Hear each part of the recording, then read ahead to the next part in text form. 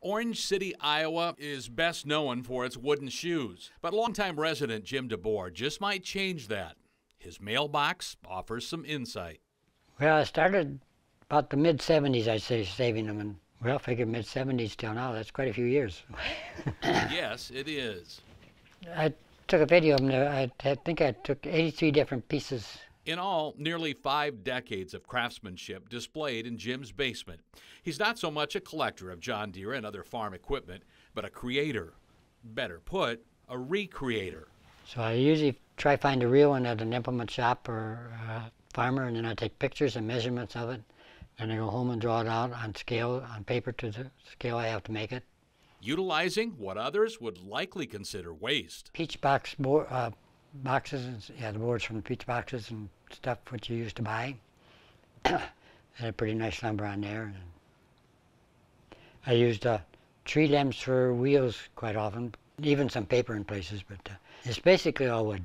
Mostly pine, mostly just scrap. Put your levers in gear, beaters in the apron both turn. His fascination preserved from decades earlier. I don't know, my grandpa owned a little B John Deere. Now, if that has something to do with it, but I always liked John Deere for some reason, the pop or the color or what. But we moved to the farm when I was about 12. Didn't have too many farming equipment toys at that time yet, so I started making my own. Yeah, I was 14 years old when we bought the tractor. And like I said, I actually was responsible for it at that time already. I changed oil in it and all that stuff already then. I did all the tractor work. His passion for a less powerful piece of equipment. 9770 combine. Step swing to the front, pose your cables across so you don't fall off. Cab door opens. Never fading. We went twice golfing with co-op deals, you know, but it just really never interested me to go out. And like going out for coffee and stuff too, I never really started with that. So. And then this is where I draw the dimensions I have to make it and stuff. When I measure it, I write down how long it is, and then I draw it out on other paper to the actual scale I have to make it. Then I sand them down to size, you know. Once in a while, the wastebasket's got some extra parts in too. For parts that make the cut. Power shift. All your hydraulic levers are moved. Got an adjustable seat. Assembly is tedious. Sometimes I think I'd put in 8 hours a day, actually, even out after.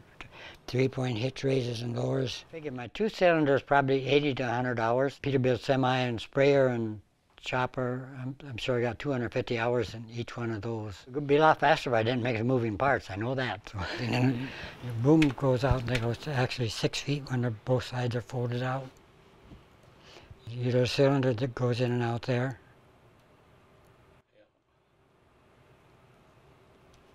And then there's a cylinder here that goes in and out, and this one. And if you've ever been on a farm, you know machinery breaks down from time to time. It's your service manual, operator's manual, and carries around right in his head hauler. Tiny replicas, reminding Jim of days gone by. It's getting more of a challenge right along, I think so. I don't know, your fingers don't seem to pick it up like they used to, and